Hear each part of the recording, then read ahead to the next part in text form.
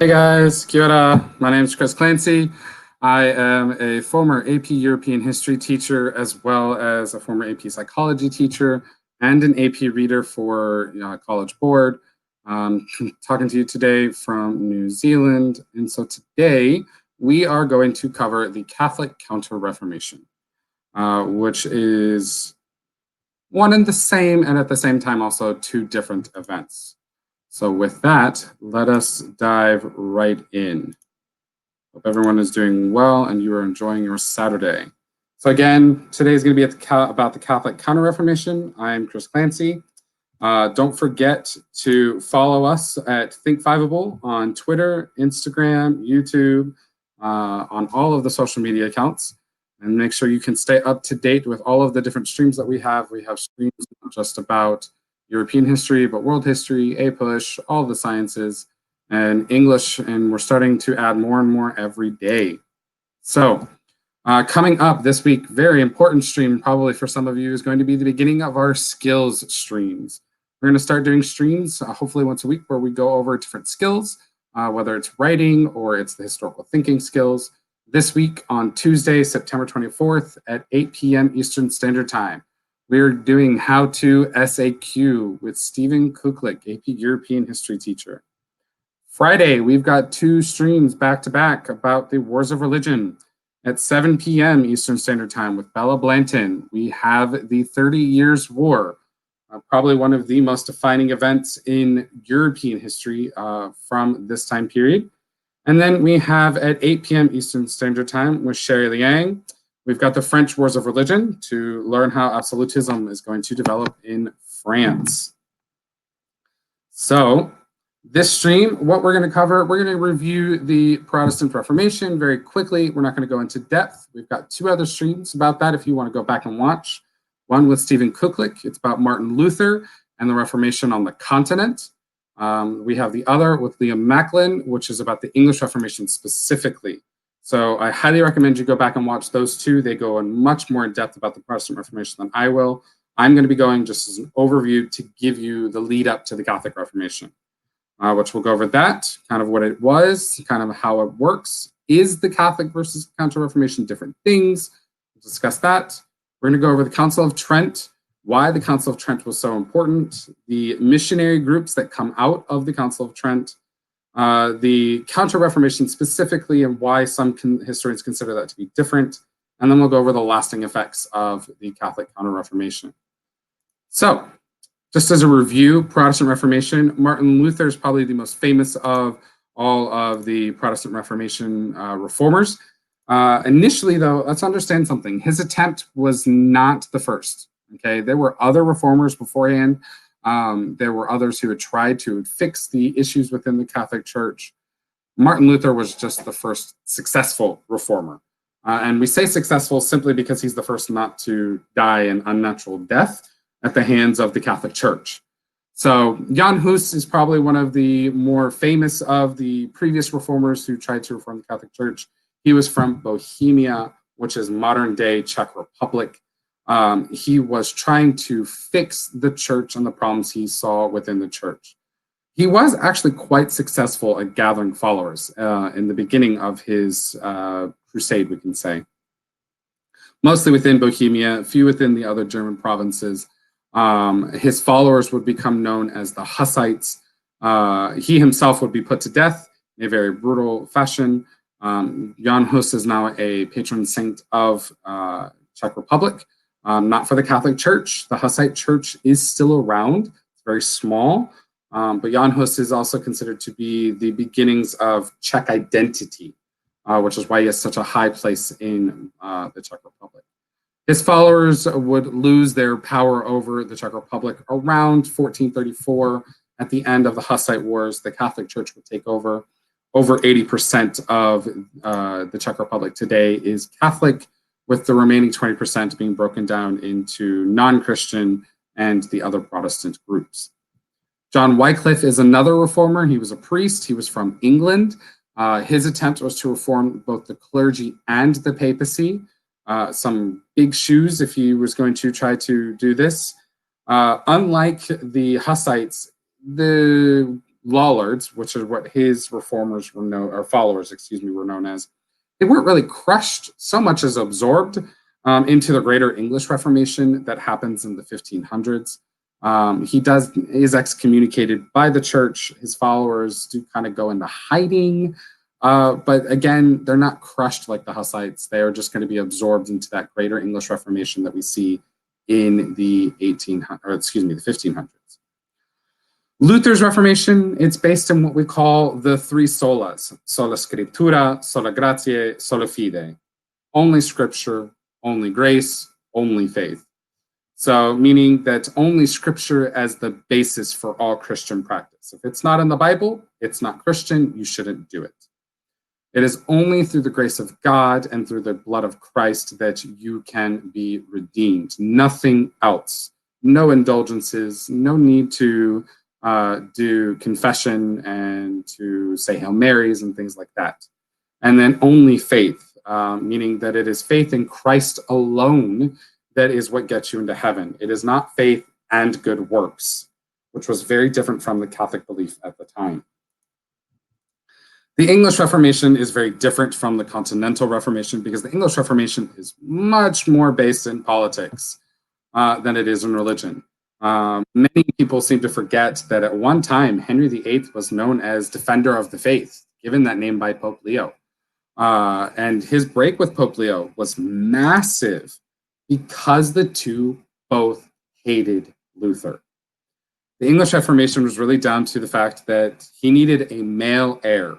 And his first wife, Catherine of Aragon, she did not give him a male heir. Instead, they had a daughter, Mary.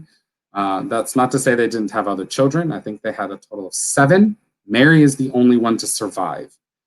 2 of the boys that were born were stillborn, and 1 boy died a couple of weeks after being born. So he needed to have a male in order to continue the succession of the Tudor dynasty.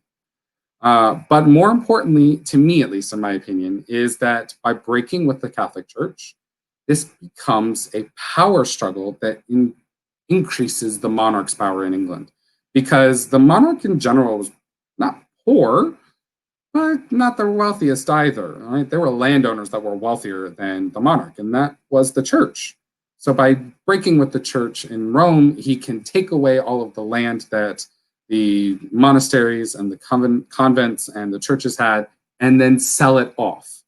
So he's increasing the money of the monarch. He's increasing the power of the monarch because now he's not competing with the Pope. And he's also creating a new aristocracy that is loyal to him and to him alone, because he can take their land away just as quickly as he took away the land of the church. This religious fracturing of the unity of Europe is going to lead to some very, very bloody and destructive wars. Okay, after the fall of Rome in 453, the Catholic Church really was the only uniting factor for Europeans. We see this development of French identity, of German identity, of English identity. All of these different identities, the only thing that the reason they get along is because they're united in their belief in Christ and the supremacy of the Pope.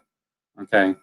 One of the things to understand that often gets brought about, and we're going to talk about a little later, is the Inquisition. This was created prior to the start of the Protestant Reformation, but it will become a part of the Catholic Counter-Reformation. And we're going to talk about how that works later on. So this is just some quick overview of the Protestant Reformation. I cannot stress enough for you guys, go back, watch those other streams. They got some great information from some great teachers about how this all plays together. And you can get some great facts to help you with your writing, whether it's SAQ, DBQ, or LAQ. But yeah, so from there, let's go on. Let's move on to the actual Catholic Counter-Reformation. So one of the things that we have to deal with is, what is the Catholic Counter-Reformation? Are they one thing or are they two things? And honestly, that's really going to be down to you what you want to say. For me, they're pretty much the same thing. You have the Catholic Reformation, which is internal, and you have the Counter-Reformation, which is external. But the two are basically arms of the same body, right, of the church. The Catholic Reformation is going to be dealing with these issues here that Luther brings up when he nails his 95 Theses to the door of the church, which, whether it happened or not, who knows? There's a lot of evidence that it did. probably wasn't as dramatic as the paintings make it out to be, but it's still something that's like that turning point, right?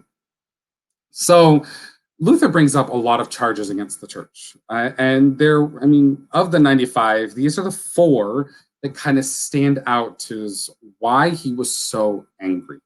Okay, Simony is where we're talking about that sale of church positions. So there were popes who got to be popes because they bought their position. Pope Leo is an example. Okay, Pope Leo was from the famous family, the Medicis. They're a banking family. They want power. Well, how do we keep power? We put somebody of our family at the highest heights of power, which was the papacy in Rome. You have pluralism. Pluralism is not what we think of it today. It's not religious harmony or allowing of multiple religious faiths. Pluralism back then was that you have one person who has multiple church positions. So I can be a priest in this parish and be an archbishop in another parish halfway across the country or across the land. And because one office is higher than the other, I'm going to stay where the highest office is. And that leads to a different problem, which we call absenteeism, where the church is just not available. It's just not there. The church, if it really was going to be this uniting factor, and more importantly, a controlling factor in the lives of the everyday European, needed to be present every single day, or it's going to lead people to stray. It's going to lead to the development of conflicting beliefs. And we see that really a lot with the rise of the Inquisition later on. Nepotism kind of goes along with simony. You're buying your church position. Well, if you're buying your position, that means you're buying it from somebody who's allowing it to happen. Okay, so nepotism, you hear a lot about it today in the workforce. You'll hear about it as you grow up and people complain about it. It's not what you know, but who you know. And it's the same here at this time in the Catholic Church. It's really not how religious you are or how well versed in the Bible you are, but it's who you know. Probably the 2 most famous families, the Medicis, I've already said. The Borgias are another example. The Borgias are a very corrupt family, leading to one becoming a pope. But openly, he had children, he had mistresses. He also tried to marry his daughter to her brother because that kept the power all together. Very corrupt family. Later on, when you're older, I highly recommend you go and research into some of the more dark parts of this corruption, because this is a big thing for Luther. This was one of the reasons why he said the church had to be reformed. The amount of corruption that the Borgias and the Medicis brought into the Catholic Church was unprecedented. It was probably going to be on the level of what caused the first schism within the Western Church, where we have the Pope and the anti-Pope. And so for that, it's a big issue for him. The other biggest one, which everybody talks about in class, that you hear about all the time, is the sales of indulgences. An indulgence, it's like a get out of hell free card. Okay, think of it like that. You go and you purchase an indulgence. It excuses the sin for you or excuses the sin for a family member who is in purgatory. It basically gets you to heaven faster. Indulgences were oftentimes used as a way to excuse the actions that had already been done. So you could buy an indulgence and poof, sin's gone, no need for penance, no need for asking for forgiveness or for any kind of action. You're good. And that's a big issue for Luther and for a lot of people, because the idea of an indulgence wasn't supposed to excuse the sin in the sense that it's okay to sin. What it was supposed to do was supposed to help you with that penance that you had to do in order to get out of hell. Okay, now the church, what they did with the money, usually it was to help fund the buildings of new churches, new cathedrals, because those were incredibly expensive. But it in turn actually just becomes a way to line the coffers of the Pope and to allow him to live a much more comfortable, elaborate lifestyle. And that's what Luther had an issue with. And these issues are what the church is going to fix within what we call the Catholic Reformation. That's the internal part of this Reformation. So when we look at Europe, all right, so this is Europe really around the mid 1500s up until 1600s and beyond. You have had the English Reformation, which created the Anglicans. You've had the Lutheran Reformation, which creates the Lutherans. They're the strongest in the Scandinavian countries, northern German princes. And you have the Calvinist Reformation. These are inspired by, not necessarily the same as the Lutheran Reformation. They have pockets of power, most notably in the Low Countries, which will become the Netherlands, in Sweden, which is right around here, right north of Venice. And then you've got mainly Catholic areas, which are around France and Spain and Italy, with pockets of Protestant minorities. In France, those were the Huguenots. They are Calvinists that live there, mainly amongst the nobility. That's why it causes such a problem. In Eastern Europe, with Poland, Lithuania, Hungary, places like that, you have strong Catholic majorities with Protestant minorities, whether they're Lutheran, Hussites, or they're Calvinists. And then, of course, you have the Eastern Orthodoxy and the non-Christian Muslims. So this fracturing of Europe causes quite a few problems, and the Catholic Church is trying to figure out, how do we bring everybody back together? How do we get everybody to come back into the fold and to follow the Pope? And so they're going to do three things. They're going to respond to Luther's claims. That's going to be the Catholic or internal Reformation. They're going to try to reunite the church. That's the counter or external Reformation. And we've got to prevent future corruption. And if we can't do this, then we're not going to reunite the church. And so the first thing that they're going to do is they're going to have what's known as the Council of Trent. Now, councils, this is not the first one that's been called. There have been many called within the history of Christendom. Many people know the Council of Nicaea and the Council of Chalcedon, but the Council of Trent is probably most famous because of the fact that it's directly called to respond to Martin Luther. Okay, it's called by Pope Paul III. And of the Council of Trent, basically what they're going to do is they're going to affirm Catholic doctrine as well as respond to the claims that Martin Luther makes. And so that affirmation of Catholic doctrine, that means that's the rejection of the three solas. Okay, it is not only faith, it is faith and good works. It is not just the Bible, it is the Bible, it's also tradition, and it's the clergy that make up the decisions of what is and is not Christian.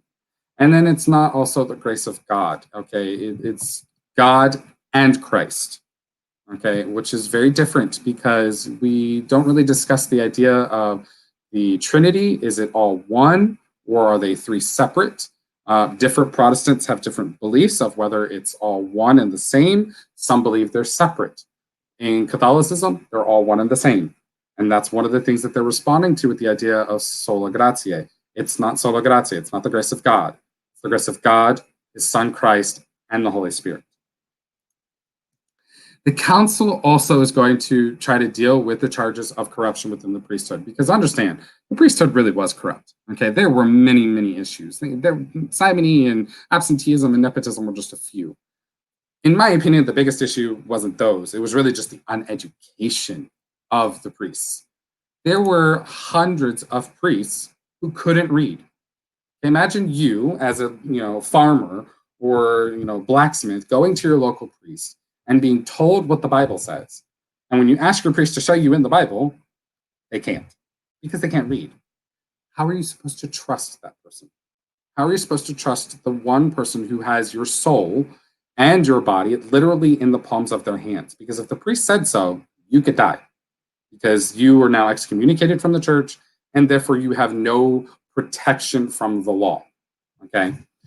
So the church, it is going to forbid nepotism, meaning that no more is it who you know. It is going to be about what you know. You have to earn your position within the church and earn those positions of being a bishop, an archbishop, I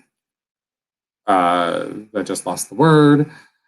I'll come back to me because I can't think of it right now. It's the conclave of, it'll come back to me. No more Simony. You can't sell the church positions. You have to be chosen from those church positions and earn those church positions. Cardinals is the word I was thinking of, the conclave of cardinals. Sorry. And then they did not immediately actually get rid of indulgences. What they did instead is they tried to limit the way indulgences were used. Okay, eventually, yes, indulgences are gone. If you talk to most Catholics today, they probably don't know what an indulgence is, or they'll tell you that an indulgence today is not like what it was back then. And so the indulgences that were being sold by people like Johann Tetzel were forbidden. You couldn't just sell an indulgence just to raise money for the Pope. Okay, an indulgence had to be for a very specific reason, for a very specific person, and it wasn't to get out of hell free card like it used to be. The education of priests was a relatively new thing. All priests were going to be taught how to read and write. Now, that doesn't mean that they all could read and write well, all right, depended on how much money you had, whether you were going to a good seminary or not, but they did start them. And it was a way to make sure that the unity that was supposed to have been with the Catholic Church comes back, because now all the priests are going to be trained to have the same message, the same way of teaching, and the same way of converting. And so this is what the big main ideas of the Council of Trent that we see. It's not at all fix all. There's just no way to do that. I don't think they could have fixed everything that Martin Luther had brought up, but I think it's a good place to start, because they were at least trying to show in good faith, hey, we are trying to respond and trying to fix the problems that he brought up, because they were valid. The claims Martin Luther had against the church weren't just, oh, I don't like it because I want the power. They were actual valid claims. Now, you can argue later on whether it's about power and politics rather than faith, and we see that really in the 30 Years' War. But in the beginning, it truly is about trying to fix Christendom and bring everybody back together. So the next thing they're going to do is they're going to start missionary groups. Now, missionary groups had twofold process. One was to bring Protestants back to the Catholic faith, bring those people who left and said that the Catholic Church was too corrupt back to the faith and show them why it wasn't that way. And it was also to convert non-Christians. When you look at this time frame, this is the time frame of exploration as well. It's the time frame of new interactions with peoples who not only had never heard of Christ, they had never heard of any of the Abrahamic faiths. And so it is partly a competition, okay? Because especially in the New World, if you have more converts, that means you have more power. And so we see that with Spain. Spain had so much control over the New World because it was so quick to jump onto we're going to convert you to Catholicism, and therefore you're going to be subjugated to the King of Spain and the Pope. But more importantly, it's also to kind of showcase that, hey, if we can convert these non-believers to the Catholic faith, imagine what it would be like if you as a Protestant came back to the Catholic faith. And so there are two main groups that we think of at this time. The more better known group is that was started by Saint Ignatius of Loyola, who founds what's called the Society of Jesus. More colloquially, they are known as Jesuits. Many of you might know of the most famous Jesuit alive today. That's Pope Francis. He is the first of this order to become Pope. But they also have a lot of schools all over the world. So a little bit about St. Ignatius. He was not a trained priest initially. If you hear the crying, I apologize. That's my cat. He wants attention. So St. Ignatius was a knight, and fighting for Catholicism, fighting for, I think he's Italian. Please don't quote me on that. But he decides to become a priest because as he's fighting against the Protestant Reformation, he figures that fighting with swords is not working. Right, and it's really a good thing to keep in mind here. One man's terrorist is another man's freedom fighter. Okay, there are always three sides to a story. Okay, there's your side, there's their side, and then there's the truth. Only by studying both sides can we get to that truth as close as possible. And that's what Ignatius was looking at. He knew the Catholic side. He'd never learned the Protestant side. And so he's trying to find, why did these people leave the Catholic faith? And upon studying this, he figures out it's because most of them aren't educated. And Protestantism gives them that education.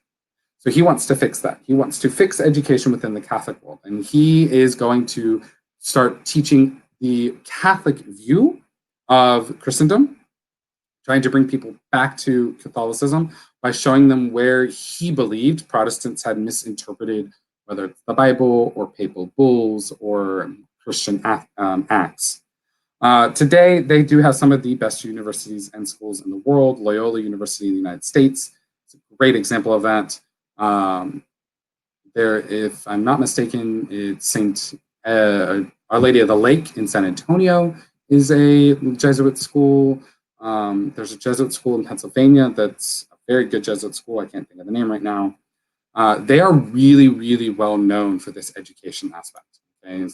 You go to a Jesuit school, you come out knowing lots. Right? I mean, look at the Pope, for example, the current Pope, Pope Francis. A lot of people don't know this, but Pope Francis is actually a biologist. Okay? He went to a Jesuit school and studied biology.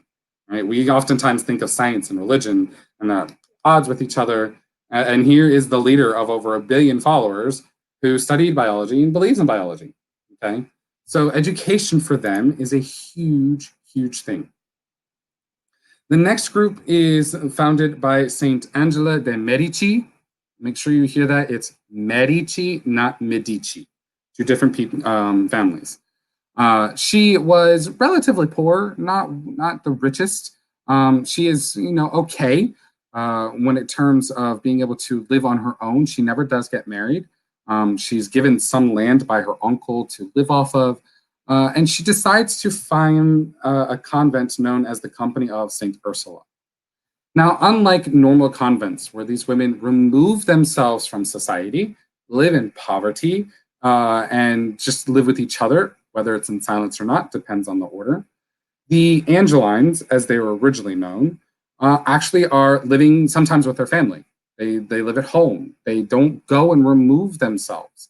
Their goal is just like the Jesuits' goal. Their goal is to educate, but specifically women and girls, okay? Because they believed that, again, education is going to be the key to keeping people within the Catholic faith. Today, we know most of the Angelines as Ursulines. There's two different ones. There is a more traditional, we live in a convent to remove ourselves from society.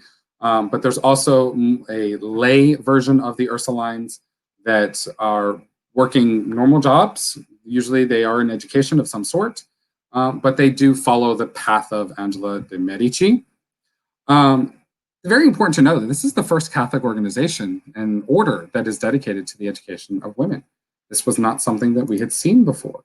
It's not something that had been thought of before. Women, for all intents and purposes, were the property of the male figure in their life, whether it was their father, whether it was their brother, an uncle, or their husband. Okay, they really didn't get education. They didn't have choices. This order gave them a choice. It gave them that little bit of freedom, not much, just but a little bit. Okay. Eventually, they do also expand into taking care of the sick and the needy, and we see that today as well. But these two missionary groups, these are the big groups that are going to try to go out and respond to the Protestant missionary groups. Many of the Jesuit priests will set up schools and missions in the southwest of the United States and in the Central and South American nations. And so that's where we see Catholicism get its foothold in these areas, because they're going to educate the natives and convert them to Catholicism. Their belief was that you cannot force an education. Okay, excuse me, I said that wrong. They cannot force a conversion. The conversion should come from within, from one's own heart, through the education that they get.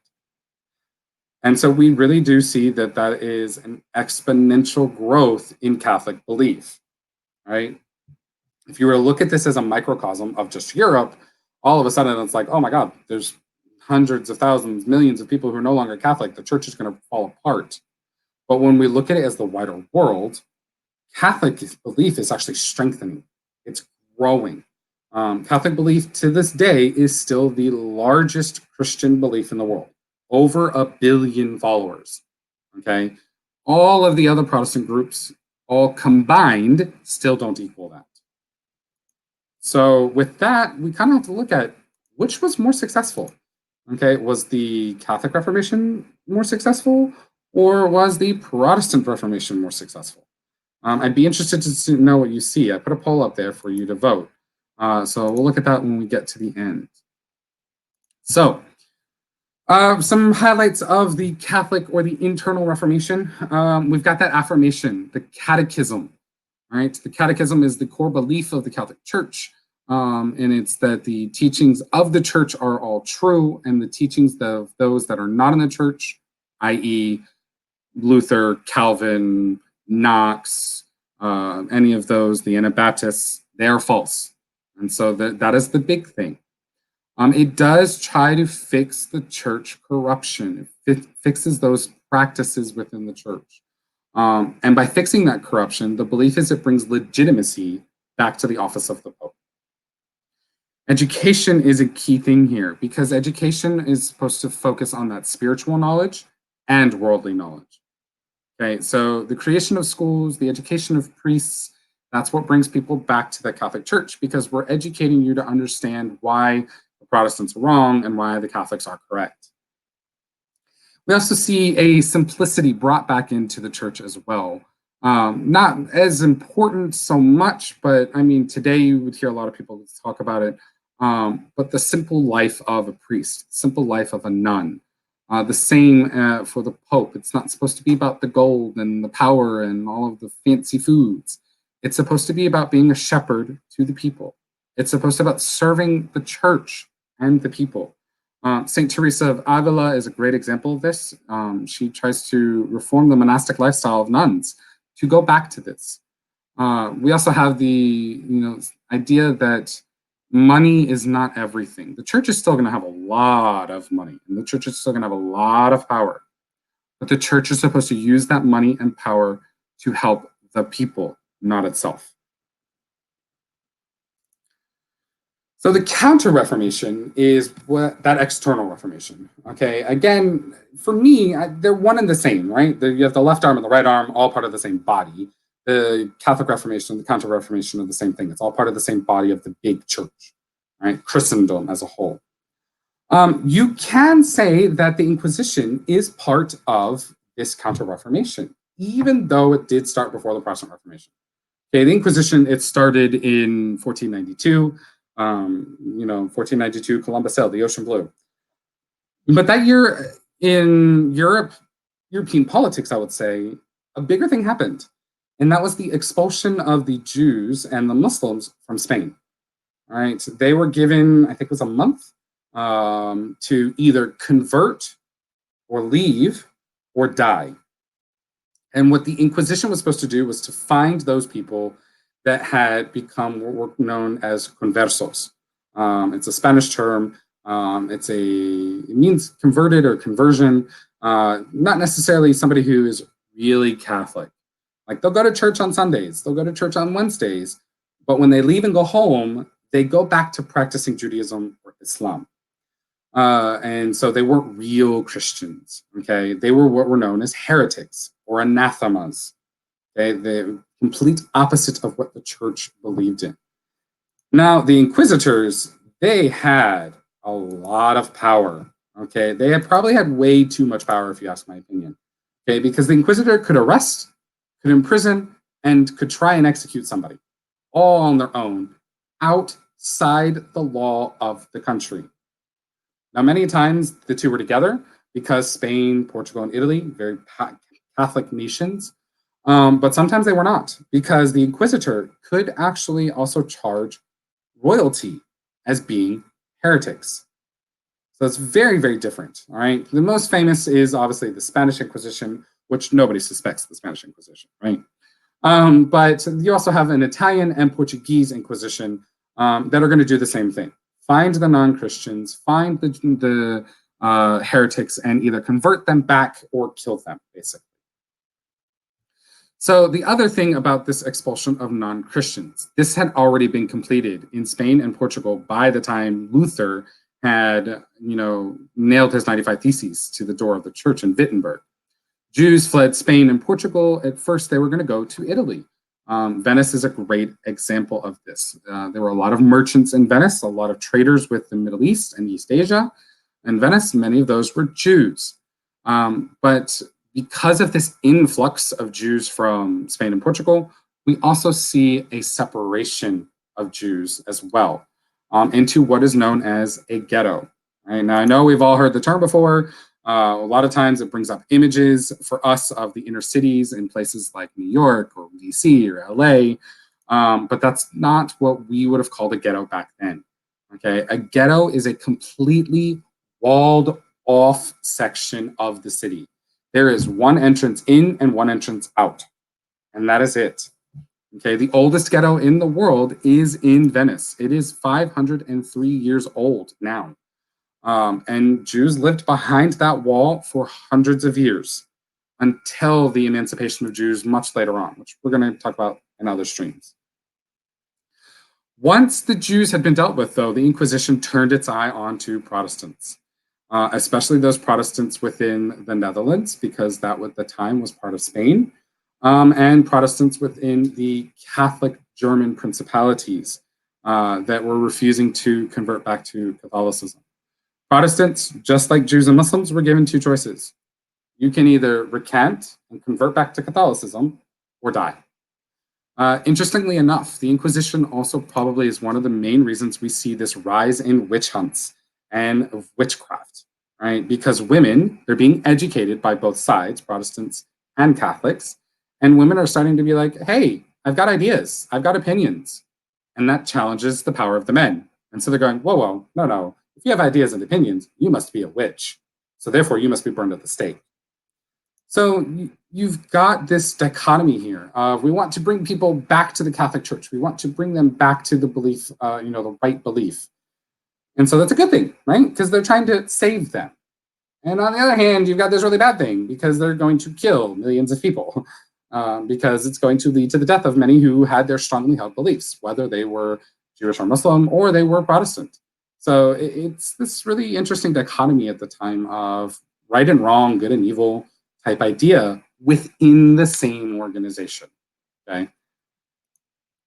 So the Counter-Reformation, it also leads to probably one of the more lesser known things that was probably more powerful than anything else, and that is the Index of Forbidden Books.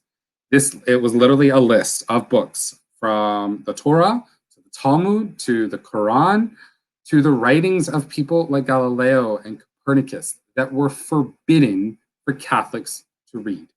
They couldn't own the books, they couldn't print the books, they couldn't sell the books. If you were caught doing any of those or a combination thereof, you could be charged under the Inquisition with heresy. And that usually led to your death, right? The Index of Forbidden Books was updated throughout time. Eventually, the books will become, I want to say the list is obsolete because it's not obsolete. The list was continuously updated into the 20th century. Okay, your parents' or grandparents' time frame, this list was still around. Finally, until what was known as Vatican II, when the list was abolished. But that list was very powerful. All of Martin Luther's writings, all of John Calvin's writings, all of the writings of the English kings and queens are forbidden here because they are considered to be anti-Catholic. And the church believed that if you read them, you would become anti-Catholic, and therefore you would leave the church and be condemned to hell. So this was supposed to be coming from a standpoint of, we're trying to protect you, we're trying to help you. Okay, we don't want you to go to hell and not receive the salvation that is Christ. And so it really, you see here in this right painting that I put up here, this is Galileo, and Galileo's works were put on the list, but here it's his recantation of his own writings before an inquisitor. Because if he didn't, he would die. And so he had to find a way to save his own life. And so this kind of is what we're talking about with what we call the Catholic Counter-Reformation. You've got the church Catholic Reformation that's going to respond directly to Luther and to his claims, and it's going to reform from within. And then you have the Counter-Reformation. It's going to reform from without. It's going to bring people back into the fold. It's going to get rid of the Judaizing efforts of Jews from Spain and Italy. It's going to get rid of Protestant writings and Protestant beliefs that might have seeped into Catholic beliefs. And it's going to spread Catholicism to the New World and to other parts of Africa and Asia. It was very, very successful when we look at how many people today are Catholic. All right. And again, Catholics are the largest Christian denomination in the world with over 1 billion followers. Okay. If in comparison, in America, the next largest denomination is the Southern Baptist Church with only a handful of million. Okay. So there's an example of how powerful the church still was, even though Luther was successful, even though Luther wasn't able to be stopped by the Catholic Church. The Catholic Church was still very, very successful at retaining and gaining converts back to the fold. So I hope that you guys have enjoyed this. Are there any questions from you guys that I can answer about, what the Catholic Counter-Reformation or the Protestant Reformation dealt with? So go ahead and put up those questions, and I'm going to look at your answers to our polls. So our first poll was the Catholic Counter-Reformation in response to or in spite of Martin Luther. No votes yet, but if you ask my opinion, I would say it's both. It is in response directly to Martin Luther because of his protection from the German princes in the north, but it's also in spite of Martin Luther because there were efforts from within to fix the issues of the Catholic Church. I would say it's both. And then was the Catholic Counter-Reformation successful? Again, no votes yet, but again, to me, it's very successful. Very, very successful. The church will remain a powerful force in Spain and Italy and France for a long, long time.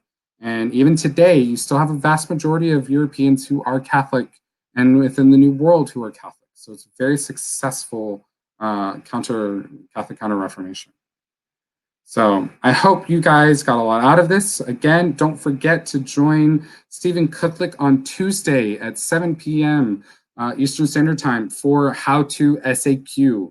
It's going to be going over how to write an SAQ, and we can draw from all the information we've covered so far and give you some examples there. But if you have any questions, don't forget to reach out to us, whether it's Twitter or it's Instagram, or even on the Fiveable website. So thank you guys for joining me. I hope you guys have a great day. And if you want, make sure you join us on Tuesday. Have a great day, guys. Kia kaha. Bye-bye.